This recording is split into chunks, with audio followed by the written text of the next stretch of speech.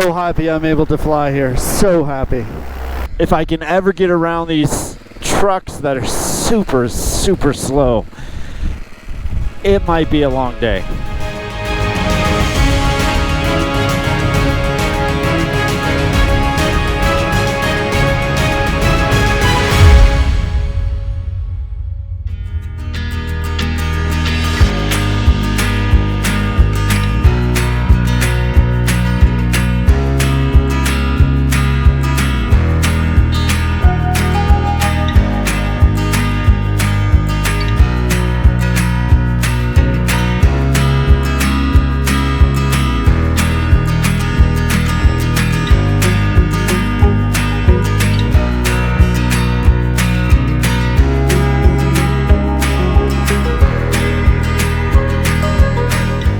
Here with my friend Mateo, and Mateo is the one that invited me over to the lake.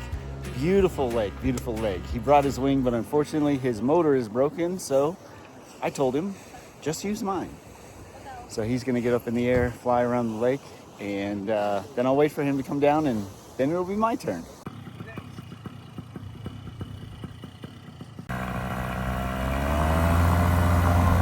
I am here at Lake Atitlán, whose name means between the waters in the native language, and is located in the Guatemala highlands in the Sierra Madre mountain range. This lake is renowned for its amazing beauty and is considered one of the most beautiful lakes in the world. In fact, the German explorer Alexander von Humboldt named it the most beautiful lake in the world upon discovery.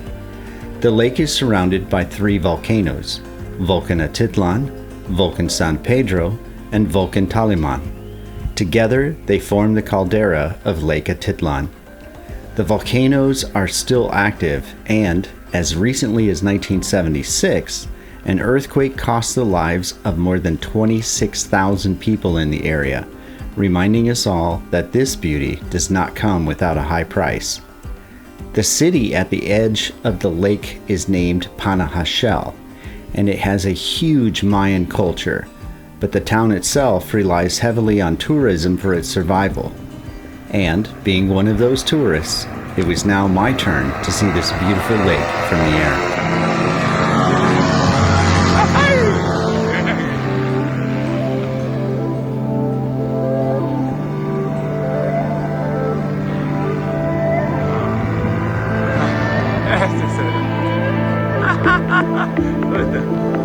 ¡Salió loco!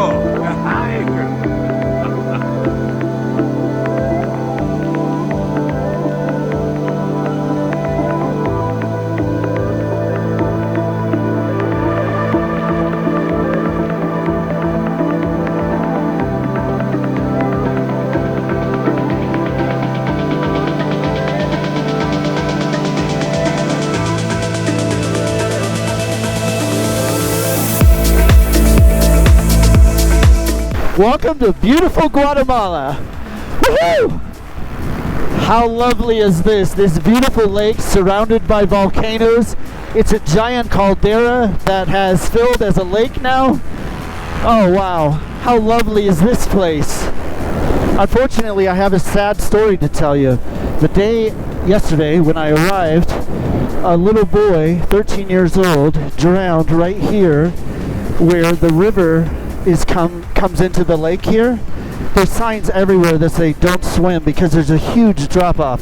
You can see it there by the boats, that huge drop off. 13 years old on Independence Day, so sad. But I'm glad to be here. Look at this lovely city nestled right into this valley here. The name is Panajachel. Now the winds are a little bit junky today. They were great this morning, but I really wanted Mateo to fly because he hasn't flown forever because his motor is broken. So give him the chance to fly, and you know, that was nice. I'm glad he got to fly, but now in the afternoon the winds are a little junky because they're starting to come really strong off of that volcano right there. So I won't be able to stay up long, but hey, here's what Guatemala looks like from a paramotor on this beautiful lake, on this beautiful day. I am so blessed. I met some Americans yesterday and they're like, what do you do? And I explained it and they're like, that's your life? And I'm like, God has blessed me immensely. My God has blessed me immensely. Immensely, immensely. Immensely.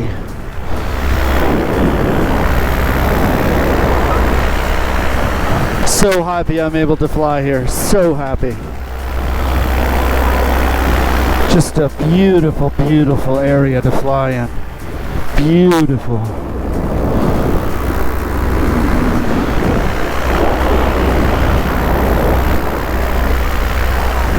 Look at all the boats. And the water is so clear. What an amazing place. What an amazing place. So glad I got to fly. Alright, I'm not wearing flotation, so I can't go too far over the lake. And as soon as I go past the city, I hit mass thermals. So unfortunately, I'm stuck to this little area, but viewing it from the air, I'm still super happy. See what it looks like to land here.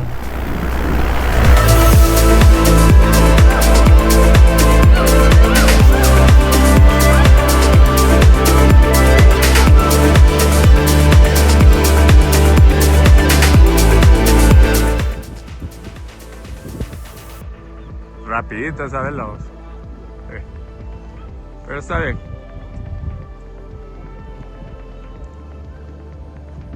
Sí.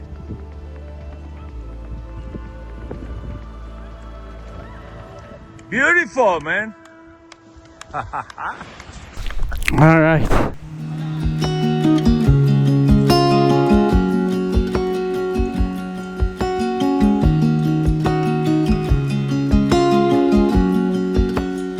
The terrain in and around Panajachel is more conducive to paragliding, which is one of the main sport attractions in the city. Each afternoon, depending on the winds, paragliding tandem pilots can be seen flying tourists who visit the area.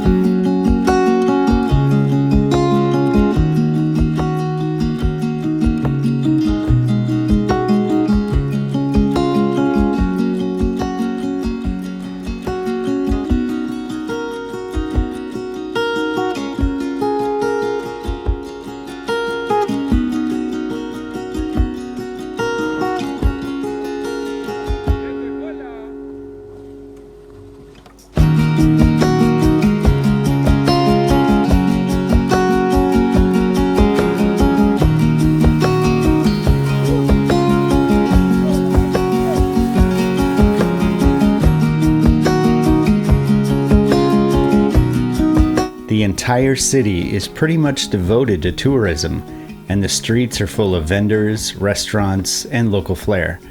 As my time in the city was coming to an end, I'd pack up the motorcycle and get ready for the next day's ride.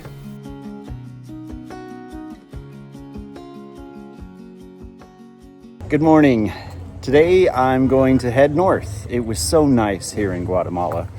So nice to fly in this lovely town. Excellent time in Guatemala, but it's time to head north. I don't know where I'm going. I just pointed myself towards Mexico and I mapped myself 13 hours north, just somewhere in Mexico. I don't know. I just chose a random town. Obviously, I won't get there today, and I'm probably not going to go to whatever that random town is. I need to head north towards Mexico. Probably won't make Mexico today because I don't want to make a border crossing at night. But bike is almost packed up. Put the panniers on the great balance machine and let's get on the road. Look at that waterfall right there. This place is gorgeous. It really is, but it's a little too touristy for my taste. I don't mind being pampered a little bit, and that's kind of what touristy towns do, but it's really not my jive. I'd rather I just can't get over that waterfall. Let's see if I can slow down and show you guys. Right there. Look at that thing. Beautiful.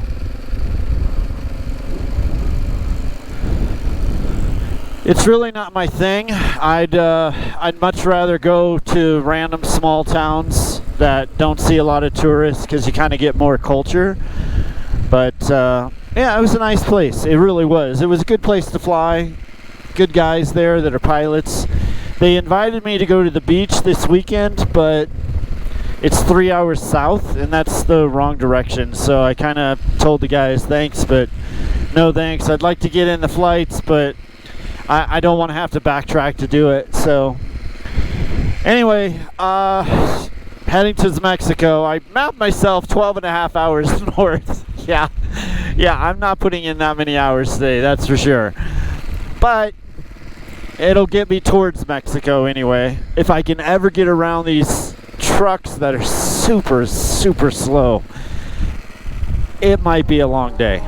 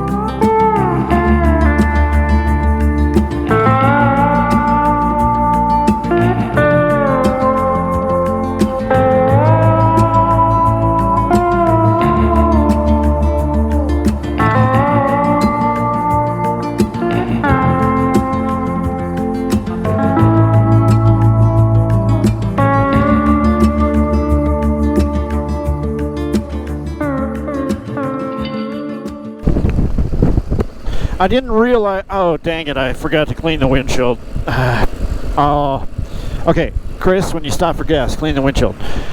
I didn't realize how much altitude I had gained coming to that lake until this morning when I tried to start the bike, and it took me about a half an hour, a little bit longer to start the motorcycle. And then of course the battery would like run out of juice and I'd have to turn it off for 5 minutes and start again. I needed to thin out the carburetor quite a bit, and I didn't realize like how much altitude I'd gained.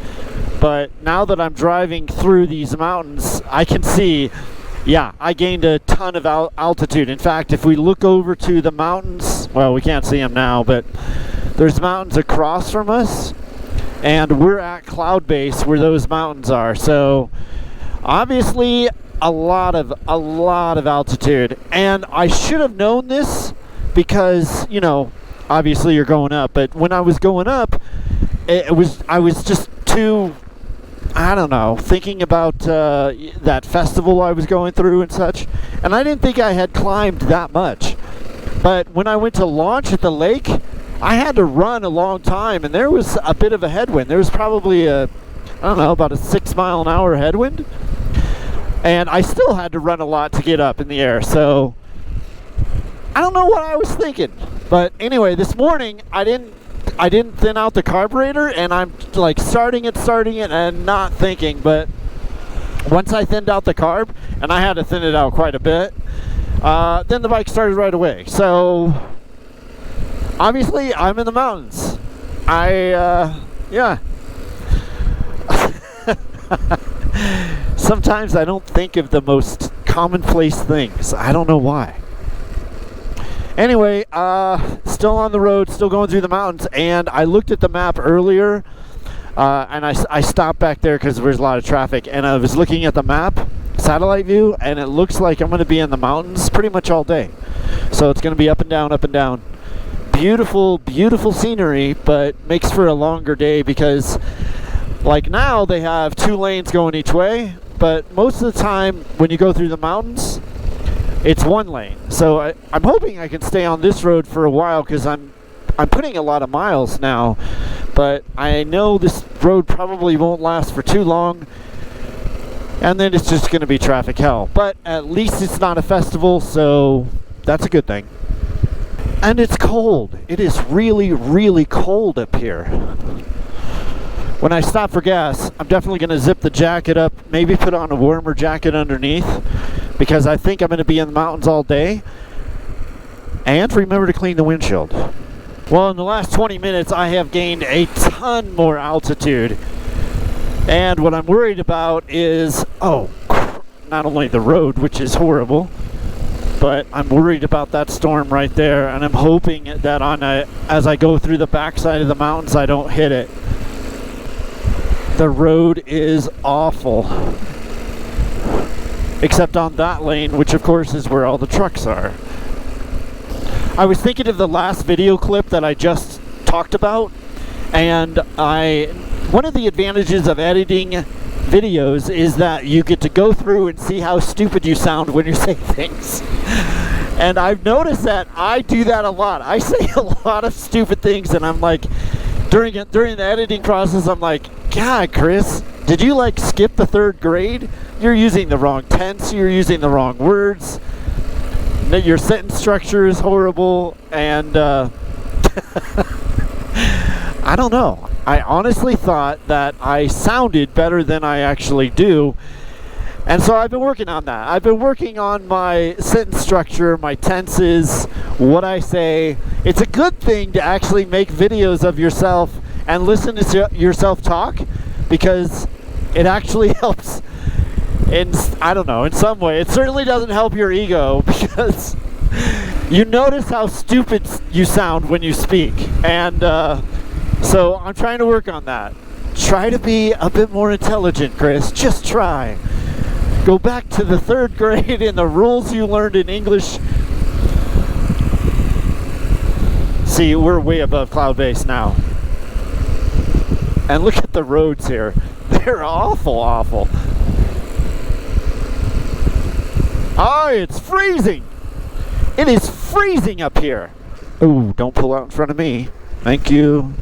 I'm just hoping I don't hit rain, because as cold as it is up here, I do not want to be wet also. Oh, it's freezing. Freezing, freezing. The office today, rather chilly, but the scenery is beautiful. Beautiful, beautiful. The road, that could use some maintenance, but it's not bad. It's just in pockets you have a lot of potholes. Hopefully the office will remain dry today. I'm up for the ride. It's a beautiful day. I'm freezing, but it is a beautiful, beautiful day at the office.